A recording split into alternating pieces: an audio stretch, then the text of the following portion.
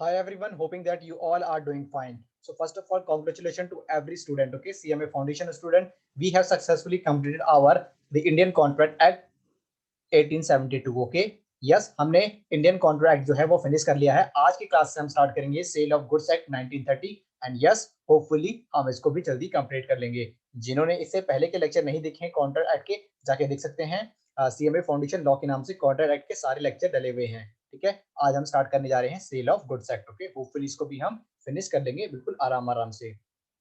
चलिए, the sale of goods act 1930. Okay, इसमें देखिएगा ये लिखा हुआ the applies to whole of India except Jammu and Kashmir, लेकिन ये गलत हो जाएगा, जम्मू एंड कश्मीर पर भी ये एप्लीकेबल है. ओके, चलिए हम डेफिनेशन पढ़ते हैं. Sale of goods act 1930 important chapter है, लेकिन बहुत ही इजी है, कुछ है ही नहीं ऐसा. मतलब हमारी जो हम लोग जो डेली डीलिंग्स करते हैं ना, दुकान में सामान खरीदते हैं, तो वो होता है कि सेल ऑफ गुड्स सेक्टर के उससे क्या क्या मतलब हम अपने प्रैक्टिकल लाइफ से भी दोस्तों इसको जोड़ सकते हैं इस चैप्टर्स को. ओके, चलिए पढ़ते हैं अब हम. डेफिनेशन में कह रहे बायर कौन होता है. कहते हैं बायर वो व्यक्ति होता है जो तो सामान खरीदता है या agrees to buy the goods. Okay, अब इन दोनों का डिफरेंस क्या है, बाय और buys to goods. Buyer means a person who buys or agrees to buy the goods. यानी मान लीजिए मैंने मान लीजिए समोसे वाले की दुकान पर गया मैं, ठीक है, मैंने उससे समोसे खरीदे और पेमेंट कर दी, मैं घर ले आया. ओके, ठीक है, तो ये हो गया मैंने सामान खरीद लिया. अब मान लीजिए बर्थडे था मेरे घर में किसी का, ठीक है, हमारे छोटे भाई का मान लीजिए बर्थडे था. तो मैंने केक वाले को केक ऑर्डर कर दिया. मैंने कहा कि मैं कल शाम को आऊंगा और आपसे केक ले जाऊंगा. तो मैंने खरीदने का वादा कर दिया, एग्रीज टू बाय, मतलब खरीदूंगा तो सही, लेकिन अभी अगर मान लीजिए हाथों हाथ मुझे केक मिल जाता तो वो मेरा बाय हो जाता. अब मेरा क्या हो जाता, बाय हो जाता. लेकिन एग्रीज टू बाय का मतलब है कि मैंने उसको ऑर्डर दे दिया, मुझे थोड़े समय बाद मिलेगा वो भविष्य में.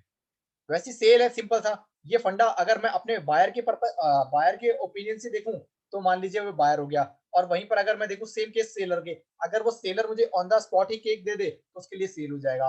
और मान लीजिए वो एग्रीज टू सेल, यानी कल मुझे केक बना कर देगा तो उसके लिए एग्रीज टू सेल हो जाएगा. Okay, hoping that you are agree. So buyer और सेलर की डेफिनेशन हमने कर ली है. सेक्शंस आप देख सकते हो. सेक्शन लॉ में इतना देखना जरूरी नहीं है. अगर आप देखना चाहते हो, करना चाहते हो तो आप कर सकते हो. अगर आप टेंशन हो किया सेक्शन का क्या होगा, तो मैं कह रहा हूँ कि सेक्शन याद करने की कोई जरूरत नहीं है. करते हो तो वेल एंड गुड एंड बल्ले बल्ले, लेकिन अगर आप नहीं करते हो तो भी कोई टेंशन नहीं है.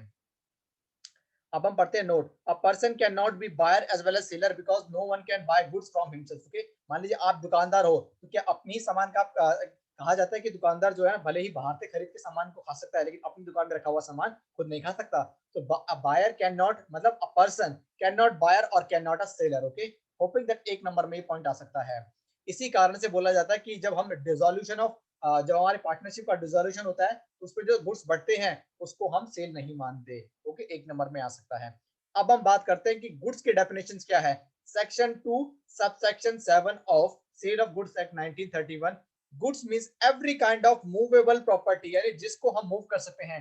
मेरे पास ये पेन है, इस पेन को अगर मैं मूव कर सकता हूं, यानी कर सकता हूं, देख लो इजी आपके सामने मूव कर रहा हूं मैं, तो ये मेरा क्या हो जाएगा, मूवेबल. लेकिन अगर मैं मकान की बात करूं, जमीन, क्या जमीन को हम मूव कर सकते हैं, नहीं, तो वो मेरा इमूवेबल होगा.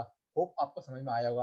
लैपटॉप को हम कहीं भी ले सकते हैं, ऑफिस भी ले सकते हैं, कहीं ट्रैवल करते समय भी ले सकते हैं, तो ये मूवेबल है. ठीक है, goods means every kind of movable property other than actionable claim or currency money. okay, currency money और एक्शनेबल क्लेम, ये दो चीजें जो है मेरा गुड्स में नहीं आता. करेंसी का मतलब जो अभी हमारे पैसा चल रहा है, 2 रुपए का सिक्का, 5 का सिक्का, 10 का सिक्का, 10 का नोट, 20 का नोट, 50 का नोट, 1000 का नोट, 500 का नोट, 2000 का नोट. ओके, 1000 का तो खैर बंद ही हो गया. तो ये जो मेरी ये करेंसी जो भी हमारी करंट में चल रही है, ये भी हमारी गुड्स में शामिल नहीं होती है. एक्शनेबल क्लेम का मतलब क्या होता है, इसको आप समझ लेना. एक्शनेबल क्लेम का मतलब होता है, मान लीजिए आपने किसी को पैसा उधार दिया, ठीक है, और अगर आपने उसकी कोई गारंटी नहीं ली, कोई सिक्योरिटी नहीं ली. ओके, अगर मान लीजिए आपने सिक्योरिटी ले ली, मान लीजिए मैंने किसी को 50,000 दिया, बदले में मैंने मान लीजिए उसके घर के कागजात रख लिए, तो अगर वो मुझे पैसा नहीं देगा तो मैं उसके घर के कागजात को मतलब घर बेच सकता हूँ मैं. लेकिन मान लीजिए मैंने कोई सिक्योरिटी कुछ भी नहीं दिया, तब मेरे पास केवल एक ही काम होगा कि मुझे कोर्ट में जाना पड़ेगा और कोर्ट ही मुझे केस के थ्रू मुझे दिलवाएगा. ओके, अगर किसी मान लीजिए अगर मैं कोई सिक्योरिटी नहीं लेता, तो उस केस में उसको हम बोलते हैं एक्शनेबल क्लेम. ठीक है, तो हमें कोर्ट के पास ही जाना पड़ता है, नहीं सूट करना पड़ता है उसके खिलाफ. ऐसा कभी होता नहीं नॉर्मली, अगर वो धोखाधड़ी करेगा तभी ये चीजें अराइज होंगी. ठीक है, और गुड्स में क्या क्या आता है वो हम पढ़ लेते हैं अब आगे. बहुत ही इजी चैप्टर है, अगर आप देखेंगे ना, कुछ है ही नहीं चैप्टर में. अब बोला है कि गुड्स गुड्स में क्या क्या इंक्लूड है. तो स्टॉक एंड शेयर, जो हमारे शेयर्स होते हैं वो भी हमारे होते हैं. ग्रोइंग क्रॉस है ना, जो फसल होती है, जो फसल लगी हुई होती है, तो उसको भी हम क्या बोलते हैं, अपना गुड्स बोलते हैं. जो ग्रास मतलब जो घास होती है उसको भी हम बोलते हैं। Things attached to or forming part of land which are agreed to be severed before sale or under the contract of sale. कहने का मतलब ये कि जो मैं बोल रहा हूँ जो जो फसल लगी होती है जमीन में वो अभी तो मतलब मूवेबल नहीं है, लेकिन यार उसको हम काट के उसको मूवेबल बना तो सकते हैं ना, मकान को थोड़ी ना कि जड़ सहित उखाड़ के ले जाएंगे, है ना, ऐसा पॉसिबल नहीं है। जो फसलें लगी होती है, जो पेड़ पौधे लगे होते हैं भाई, उनको बाद में तोड़ तो सकते हैं ना, जब वो पक जाएंगे, जब वो बन जाएंगे। तो इसलिए बोला हुआ things attached to or forming part of land, यानी अभी जो जमीन से भले ही जुड़े हुए हैं, बाद में जब वो पक जाए, जब वो बन जाए पूरी तरीके से, तब हम उनको सेल करने योग्य बना सकते हैं। कह रहा है नोट एंटिक जुबली कॉइन्स, जो हमने बोला था ना करेंसी नोट जो होते हैं वो हमारे स्टॉक गुड्स नहीं होते, लेकिन जो पुराने सिक्के होते हैं, जो मान 25 पैसे का सिक्का या 50 पैसे का सिक्का जो अभी ट्रेडिशन में नहीं है, जो नहीं चल रहा है, उसको बोलते हैं एंटिक पीस या जुबली बोलते हैं। Antique jubilee coins old coins are not money, okay, ये मनी नहीं होती है। They can be buy and sold therefore they are considered as goods, yes, तो उनको हम गुड्स बोलेंगे। एक्शनेबल क्लेम्स मैंने बोला था are which are enforce only by action और सूट, यानी आप किसी के खिलाफ अगर एक्शन या सूट कर सकते हो तो उसको बोलेंगे एक्शनेबल क्लेम। आगे बढ़ना अपने को, टाइप्स ऑफ गुड्स, कितनी तरह के गुड्स होते हैं, काफी इजी चैप्टर है, इसमें ऐसा कुछ है नहीं। टाइप्स ऑफ गुड्स, 5 तरह के गुड्स होते हैं, existing good, future goods, specific goods, uncertain goods और असर्टेन गुड्स। एक एक करके अब हम इनको देखेंगे।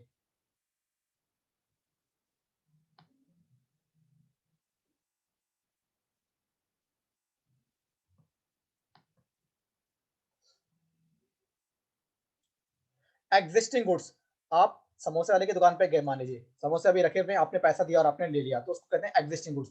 फॉर एग्जांपल आप टीवी की दुकान पर गए, आपने ये मान लीजिए फर्नीचर की दुकान पर गए, आपको फर्नीचर खरीदना था, अलमारी, अगर मान लीजिए अलमारी बनी बनाई थी, रखी हुई थी, आपने पैसे दिए और आपने खरीद लिए, यानी अभी एग्जिस्ट करता है वो, अपने अस्तित्व है उसका अभी गुड्स का, ठीक है। और मान लीजिए अगर वो बोलेगा कि यार कल एक हफ्ते बाद आपको आ जाना, मैं आपको बनाकर दे दूंगा, तो उसको हम बोलेंगे फ्यूचर गुड्स, क्योंकि अभी वो प्रेजेंट कंडीशन में नहीं है।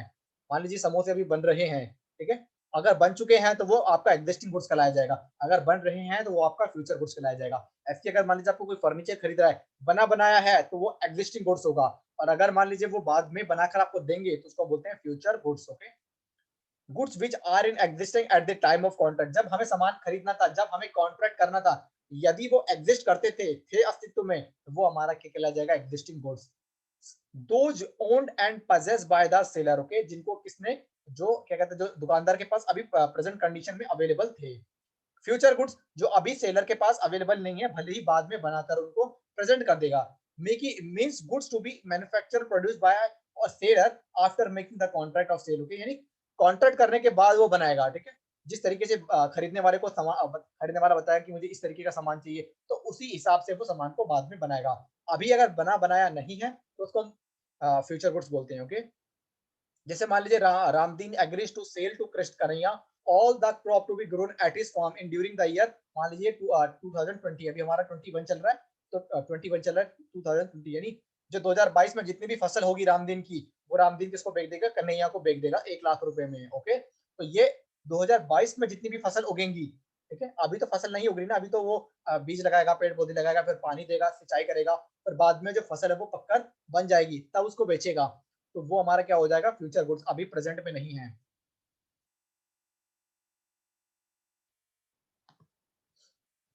अब हम देखते हैं स्पेसिफिक गुड्स। अगर आप किसी सामान को खरीदने जाते हो, आपको स्पेसिफिकली पता है कि मुझे 56 इंच का जो है एलईडी लेना है या स्मार्ट टीवी लेना है, आपको स्पेसिफिक पता है कि मुझे सैमसंग का लेना है या जिस कंपनी का लेना है, अगर आप स्पेसिफिक हो, आप गए दुकानदार या मॉल पे गए, आपने ये नाम बताया, इतने इंच का चाहिए, इतनी मुझे रेंज है, तो आपका स्पेसिफिक था कि मुझे यही गुड्स खरीदना है। और अगर आपका स्पेसिफिक नहीं था कि जो मिल जाए वो मैं खरीद लूं, तो वो मेरा अनअसर्टेन या अनस्पेसिफिक या जेनरिक गुड्स कहलाता है। Specific mean goods identified and agreed upon at the time of contract of sale has been made, for example specified tv, आपको पता था कि आपको कौन सा टीवी लेना है, कौन सा स्मार्ट टीवी एलईडी लेना है, कौन सा आपको वीसीआर लेना है, या कौन सा आपको कार लेनी है, कौन सी आपको अंगूठी लेनी है। अनएसर्टेन और जेनरिक गुड्स का मतलब आप दुकान में गए, आपने देखा ये ले लूं, ये ले लूं, ये ले लूं, ये ले लूं, आपको स्पेसिफिकली पता नहीं था, यानी दुकान में आने से पहले आपने कोई रिसर्च नहीं करी, बस आपको टीवी लेना था या आपको कार लेनी थी, आप आगे दुकान में। Means goods defined only by description and not identified agreed upon, this is agreement to sale in case of uncertain goods, for example goods in stock or lying in lots, okay। दुकान जो दुकान की showroom था, बड़े बड़े TV पड़े हुए थे एलईडी, आप उसको देख रहे ये लूं ये लूं ये लूं, उससे स्पेसिफिकेशन पूछ रहे थे, आपने पहले कुछ रिसर्च नहीं करी थी। अगर आपको पता है कि यही गुड मेरे को लेना है तो वो मेरा स्पेसिफिक गुड हो जाएगा, और अगर आपको ये नहीं पता, आप दुकानदार थे उस चीज के बारे में पूछते हो, तो वो मेरा अनएसर्टेन गुड्स कहलाता है। उसके बाद पढ़ते हैं हम एसर्टेन गुड्स। सिंपल वही है, जब आपको बताया कि यही गुड्स आपको लेने हैं, आप रिसर्च करके गए तो उसको बोलते हैं एसर्टेन, जो आपको पता है, यानी खरीदने वाले बायर को गुड्स के बारे में पहले से ही पता है। Means goods identified as and set aside, मतलब अलग करके रख लिया कि भाई मुझे यही खरीदना है। For a given contract in accordance with agreement after the contract of sale has been made. Okay, जब आपको पता है कि मुझे यही गुड्स खरीदना है तो मुझे असर्टेन होता है, यानी आपको पता है कि आपको यही गुड्स खरीदना है। अगर आपको गुड्स कौन सा खरीदना है कौन सा नहीं खरीदना ये नहीं पता, तो अनअसर्टेन गुड्स वो कहलाता है।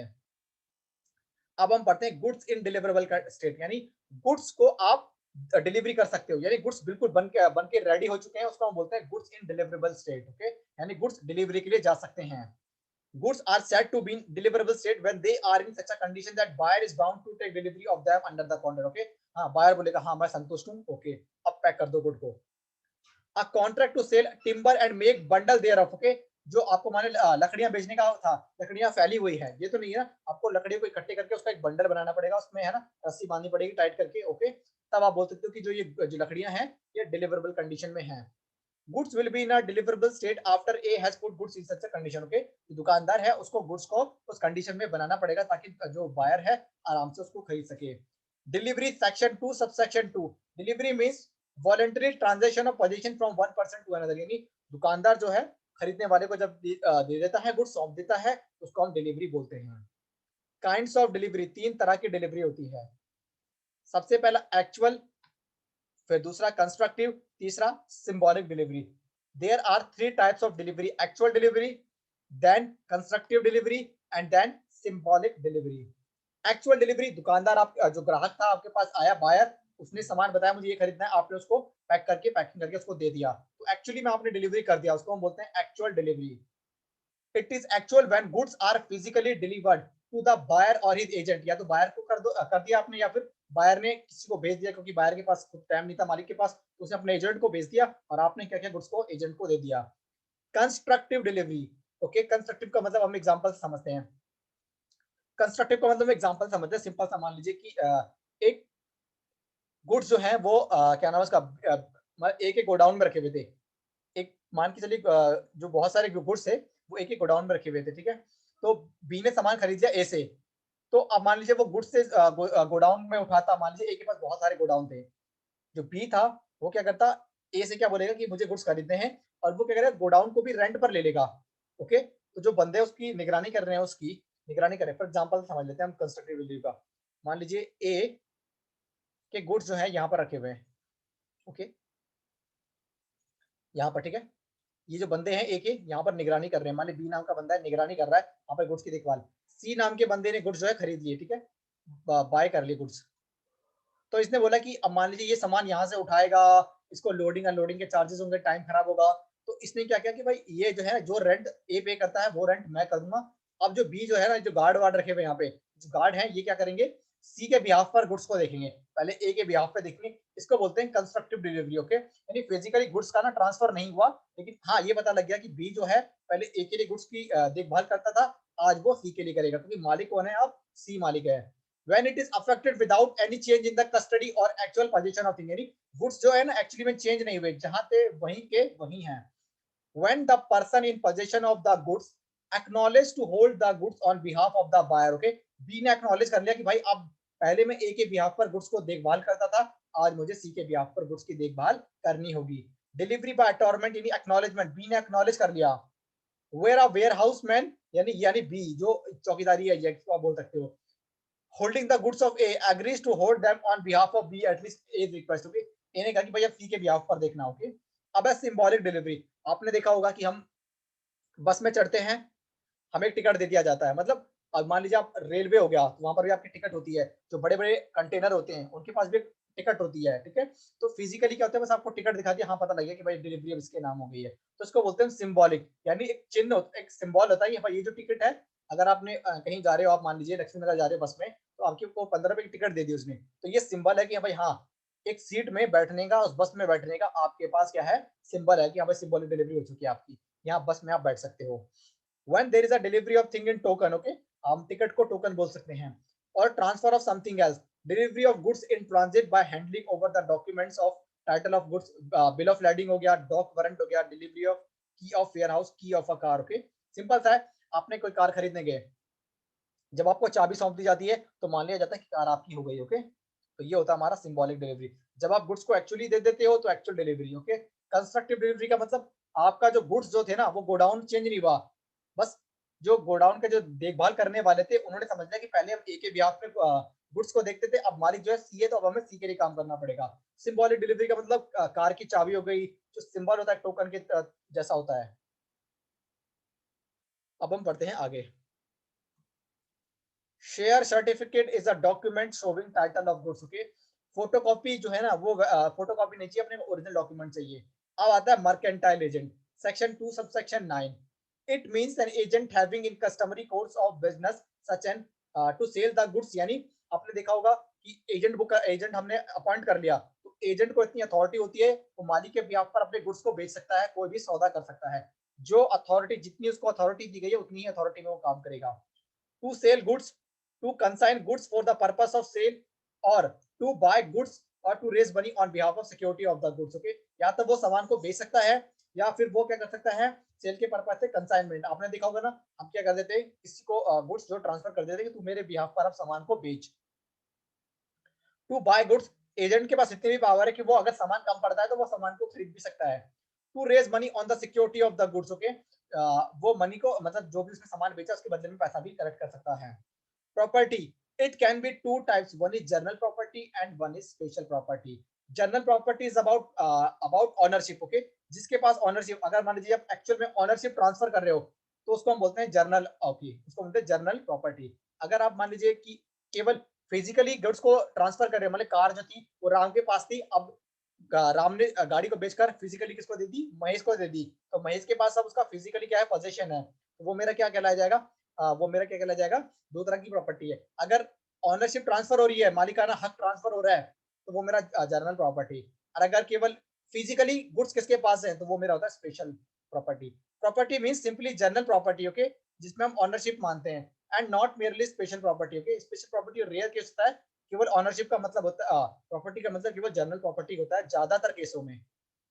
इंसॉल्वेंट, अगर कोई भी अपनी लाइबिलिटी को पे नहीं कर पाता, यानी जो उससे पैसा उधार लिया है, अगर कोई भी व्यक्ति अपनी लाइबिलिटी को पे नहीं कर पाता है तो कोर्ट उसको बोलती है कि इंसॉल्वेंट है, यानी अपनी लाइबिलिटी को पे करने की इसकी एबिलिटी नहीं है, तो ऐसे व्यक्ति को कोर्ट इंसॉल्वेंट बोलती है। इंसॉल्वेंट की डेफिनेशन है सेक्शन 2 सब सेक्शन 8।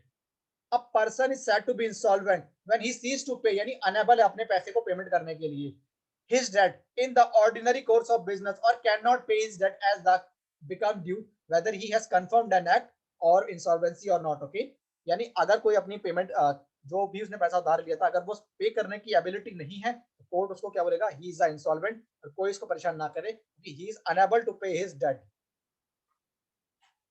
इसके बाद हम जो अगला टॉपिक है वो है कॉन्ट्रैक्ट ऑफ सेल। ओके, किस केस में माना जाएगा कि हाँ कॉन्ट्रैक्ट ऑफ सेल जो है वो हो चुका है, पूरा का पूरा कॉन्ट्रैक्ट ऑफ सेल।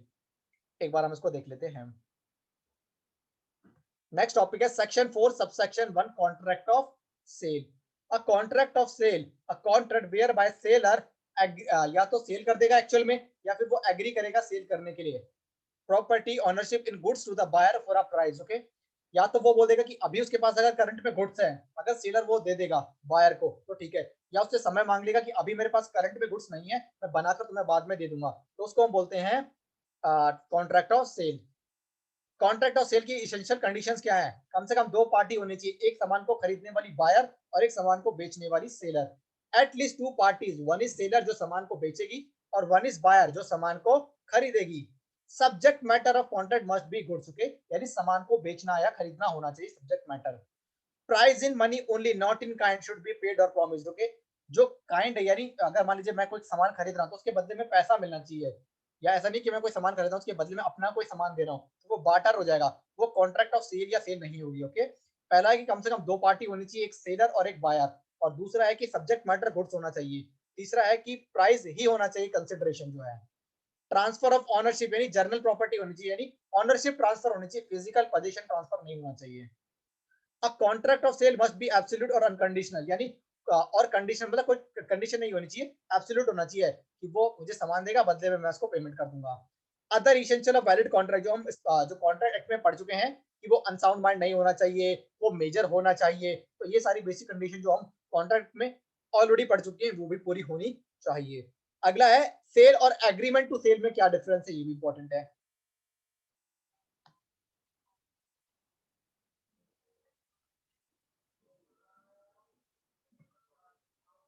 एक बार हम देख लेते हैं सेल और एग्रीमेंट टू सेल में क्या डिफरेंस है। सेल में क्या हो जाता है कि जो प्रॉपर्टी होता है उसका ऑनरशिप ट्रांसफर हो जाती है, जबकि एग्रीमेंट टू सेल में अभी नहीं होती है। जब हम एक्चुअल में सेल करेंगे इस केस में तभी प्रॉपर्टी का ट्रांसफर होगा। रिस्क बिल्कुल, ऑनरशिप ट्रांसफर कर दिया तो बायर, अब बायर जो है उसका मालिक हो गया, कुछ भी नुकसान होता है तो बायर ही भुगतेगा, लेकिन यहाँ पर अभी भी कोई ट्रांसफर नहीं हुई ऑनरशिप का। टाइप एग्जीक्यूटेड कॉन्ट्रैक्ट, जो सेलर है उसने सामान दे दिया, बायर ने जो है पैसा दे दिया, एग्जीक्यूटेड हो गया। एग्जीक्यूटरी का मतलब अभी एक पार्टी ने काम किया है, दूसरी पार्टी को अभी काम करना बाकी है। Sue for price, yes, no, only damages unless price was payable in stated at के। लॉस ऑफ डिस्ट्रक्शन, क्योंकि बायर जो है वो मालिक बन चुका है तो बायर का नुकसान होगा। यहाँ पर अभी भी ऑनरशिप ट्रांसफर नहीं हुई है तो अभी भी जो नुकसान होगा वो सेलर को ही होगा।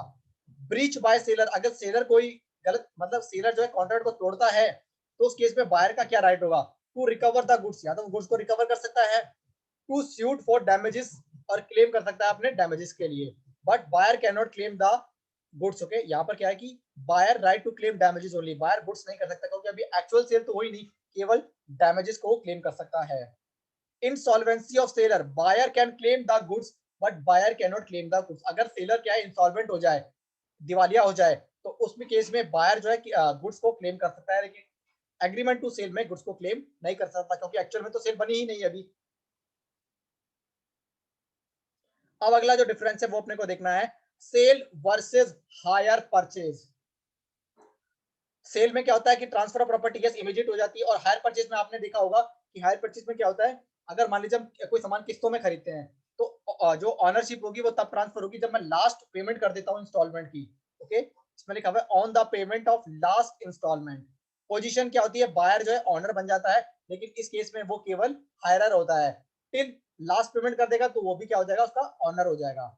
Right of termination, buyer can not terminate the contract and is bound to pay the price. Okay, buyer जो है वो कॉन्ट्रैक्ट को तोड़ नहीं सकता, उसको पैसा करना, जो पेमेंट है गुड्स की वो करना ही पड़ेगा। हायरर जो है कभी भी कर सकता है till last payment, last payment के बाद जो हायरर जो है वो मालिक बन जाता है तो तब नहीं कर सकता, लेकिन लास्ट पेमेंट से पहले किसी भी पेमेंट मतलब किसी भी इंस्टॉलमेंट की टर्म पे कभी भी जो हायरर है वो कॉन्ट्रैक्ट को तोड़ सकता है। Hirer may terminate the contract by returning the goods to its owner without any liability to pay remaining installment. Okay, buyer's insolvency, अगर कोई रिस्क होता है तो रिस्क ऑफ लॉस सेलर का, और यहाँ पर seller has no risk right to take back goods. Okay, अगर कुछ भी दिक्कत आती है तो सेलर जो है अपने गुड्स को वापस ले सकता है।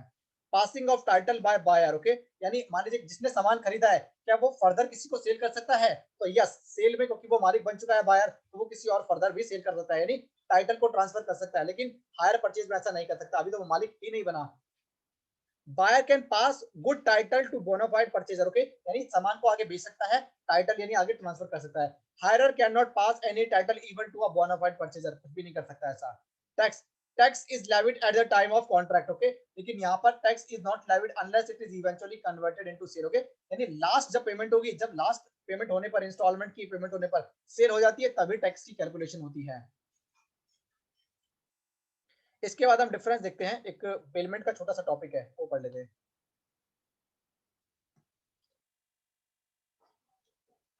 A bailment is delivery of goods for some specific purpose under a contract on the condition that some goods to be returned to the bailer or are to be disposed of according to the direction of the bailer. Okay, इसमें क्या होता है कि मान लीजिए किसी specific काम के लिए बेलर ने क्या है, बेली को सामान जो गुड्स थे वो ट्रांसफर कर दिए, जब उसका बेली का काम खत्म हो जाएगा तो वो वापस बेलर को सामान वापस कर देगा। Okay, sale versus transfer of ownership, sale में तो आपको पता है ऑनरशिप ट्रांसफर हो जाती है, बेलमेंट में ट्रांसफर नहीं होती, ओनली ट्रांसफर ऑफ पोजीशन ही कुछ समय के लिए हम गुड्स को देते हैं, जब वो काम बेली का खत्म हो जाएगा तब उसको वापस करना पड़ेगा सामान को बेलर को। Return of goods, return of goods in contract of sale not possible. Okay, अब वापस नहीं हो सकता क्योंकि एक्चुअल में सेल हो चुकी है। Bailee must return the goods to the bailor on accomplishment of the purpose for which the bailment was made, जिस पर्पस से गुड्स आपको दिए थे बेली का काम खत्म होने पर आपको बेलर को सामान वापस करना पड़ेगा। Consideration, price money consideration may be gracious और नॉन ग्रेशियस। ओके, या तो उस सामान को मान लीजिए बेली को कुछ समय के लिए दिया है, तो उसके बदले में या तो बेली कुछ कंसिडरेशन दे सकता है या नहीं दे सकता। ओके, उसके बाद एक और डिफरेंस है, सेल और contract for work and labour. तो ट्रांसफर ऑफ ओनरशिप सेल में तो हो जाता है, लेकिन इसमें नहीं होता। Only doing some work of labour. Okay, हमने कुछ काम दिया या हमने कोई सुनार को गहने बनाने के लिए दिए हैं, तो वो पर्टिकुलर हमारे लिए वो काम करेगा, बदले में हमें सामान को वापस कर देगा। यहाँ कोई सेल नहीं हुई। Contract for work and labour मतलब किसी को मकान, हमारे जो मकान बनाने वाला जो मिस्त्री है, तो वो कुछ समय के लिए मकान बनाएगा। ठीक है, तो यहाँ पर एक्चुअल में सेल नहीं होती, हम कुछ ही काम उससे करवाते हैं। Transfer of ownership, yes no. ये मान लीजिए dentist supplied a set of artificial denture, यानी जो उसने जो नकली के दांत होते हैं पूरा सेट दे दिया, तो वो एक्चुअल में सेल हो गई है। Customer take food and drink, यानी अपने रेस्टोरेंट से सामान लिया घर पे, होम पे, तो वो आपका सामान हो गया। ओके, आपने पेमेंट करी, सामान आप घर लिया है। मान लीजिए gold supplied to goldsmith for preparing ornament, यानी गहने बनाने के लिए आपने पेमेंट करी या फिर आपने कोई सामान उसको दिया। An artist asked to paint a picture. Okay, आपने जो आर्टिस्ट है उसको पिक्चर बनाने के लिए सामान प्रोवाइड किया। Supply of food and drink by restaurant to customer. Okay, जो रेस्टोरेंट ने आपको सप्लाई किया, आपने वहां खाना खाया, जो प्लेट प्लेट होगी बाद में जो है रेस्टोरेंट वाले अपना रख लेंगे। ओके, तो ये था सेल, मतलब actual sale. Contract for work and labour, यानी आपने केवल सामान प्रोवाइड किया, बदले में उसने आपके लिए सर्विस दी आपको। अब हम देखते हैं modes of forming contract of sale. Immediate delivery of goods, या तो आप सामान को इमीडिएटली डिलीवरी दे दें, अब आपने पैसे दिए और क्या नाम उसने आपको सामान दे दिया। इमीडिएट पेमेंट ऑफ प्राइस, आपने पेमेंट तो अभी कर दी, लेकिन डिलीवरी जो है कल परसों, एक हफ्ते, एक महीने बाद दे देगा। आपने मान लीजिए क्या हुआ, कोई गाड़ी खरीदी, तो गाड़ी की पेमेंट तो आपने कर दी, उन्होंने कहा कि हमारा जो बंदा है वो अगले हफ्ते गाड़ी आपके घर में पहुंचा देगा, एड्रेस आपसे वो नोट कर लेता है। Immediate delivery of goods and immediate payment of price, यानी आपको मान लीजिए गाड़ी आपको चलानी आती थी, आपने सारा गाड़ी भी आप साथ ही साथ किया है और पेमेंट भी आपने शोरूम में सब कुछ कर दिया। डिलीवरी और पेमेंट और both are to be made in instalment. Okay, या तो आपने इंस्टॉलमेंट में करी। ओके, डिलीवरी और पेमेंट और both are to be made at future some time. Okay, आपको डिलीवरी अगले हफ्ते देगा, तो आपने कहा पेमेंट पे अगले हफ्ते ले जाना, जब आपका बंदा गाड़ी देने आएगा अभी हम पेमेंट करेंगे।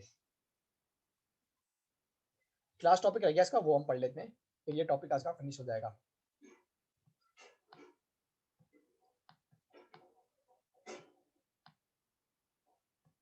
ओके, तीन छोटे छोटे टॉपिक रह गए, उनको एक बार हम देख लेते हैं। Destruction of subject matter of contract. Okay, suppose मान लीजिए हम किसी गाड़ी का कॉन्ट्रैक्ट कर रहे थे, अनफॉर्चुनेटली वो डिस्ट्रॉय हो गई गाड़ी। ठीक है, तो अब जो सब्जेक्ट मैटर है जिसके लिए हम कॉन्ट्रैक्ट ऑफ सेल कर रहे थे, वो सब्जेक्ट मैटर ही नहीं रहा, तो क्या क्या केसेस अराइज होंगे वो हमने को देखना है। Goods not existing at the time of contract. Okay, जो गाड़ी थी वो डिस्ट्रॉय हो गई थी, लेकिन कॉन्ट्रैक्ट करने वाले को यानी सेलर और बायर दोनों को कोई इंफॉर्मेशन नहीं थी, दोनों ही अनअवेयर थे, तब भी हमारा वॉइड अब इनिशियो होगा। जब कॉन्ट्रैक्ट जिसके लिए हम कॉन्ट्रैक्ट कर रहे हैं वो चीज ही नहीं है, तो वो कॉन्ट्रैक्ट स्टार्टिंग से वॉइड अब इनिशियो का मतलब होता है स्टार्टिंग से ही वो कॉन्ट्रैक्ट क्या होगा, वॉइड होगा। Goods destroyed without knowledge of seller और बायर, दोनों को नॉलेज नहीं थी, तो कॉन्ट्रैक्ट जो होगा वॉइड अब इनिशियो होगा। If there was agreement to sell, goods perished after contract is made without any fault of buyer or seller, agreement becomes void. Okay, अगर गुड्स बाद में होते हैं, डिस्ट्रॉय होते हैं, तो भी हमारा जो कॉन्ट्रैक्ट होगा वो वॉइड होगा, उस केस में वॉइड होगा। लेकिन पहले केस से मान लीजिए हम कॉन्ट्रैक्ट कर रहे हैं और तभी हमारा जो गुड्स है वो डिस्ट्रॉय हो गया, तो वो वॉइड अब इनिशियो होगा। Ascertainment of price, section 9 and 10. Price is the monetary consideration for sale of goods, section 2 subsection 10. Price में भी फिक्स बाय द कॉन्ट्रैक्ट, और या तो हमने कॉन्ट्रैक्ट में ही फिक्स कर लिया, agree to be fix in a manner provided by the contract. Okay, या तो दोनों ही आपस में बैठ के डिसाइड कर लेंगे क्या प्राइस होना चाहिए। Determined by the course of dealing between the parties. Okay, ये नहीं पार्टी डिसाइड कर ले। Where price can not be fixed in any above ways, buyer is bound to pay a reasonable price. Okay, reasonable price कर दे कि उसी चीज की और मार्केट में लोग कितना पेमेंट करते हैं। ओके, मान लीजिए मारुति की कार है, तो और मारुति की कार वैसी ही कोई कार देख लेंगे, हुंडई की, टाटा की कार देख लेंगे हम। एक लास्ट पॉइंट रह गया, उसको हम देख लेते हैं। Stipulation as to time. Okay, as regard to time for payment of price unless a different intention appear from the, यानी टाइम का दिखाया कि पेमेंट कब करनी है, पेमेंट का टाइम क्या होगा। As regard time for payment of price unless a different intention appear from the contract, stipulation as regard this is not deemed to be essence of the contract of sale. Okay, payment of जो price है वो इतना essence नहीं है, अगर आपने decide किया तो ठीक है, नहीं किया तो आपस में म्यूचुअली कंसिडर करके आपको पे करना पड़ेगा। लेकिन जो डिलीवरी होगी गुड्स की, उसमें कोई डिले नहीं हो सकता, उसमें जो टाइम बताया है तो ठीक है, नहीं तो आपको रीजनेबल टाइम में देना पड़ेगा। यानी जो डिलीवरी है गुड्स की वो क्या होगा, आपका इसेंस है कॉन्ट्रैक्ट का। Okay, so hope that understand, that's all about for today's lecture. Okay, एक बार वीडियो देखने के बाद अगर कोई भी डाउट है तो आप पूछ सकते हैं। इसके बाद हम जो है नेक्स्ट लेक्चर में मिलेंगे और slowly slowly sale of goods act 1930 को भी हम कंप्लीट करेंगे easily. Okay, so we will meet in the next lecture. Bye guys.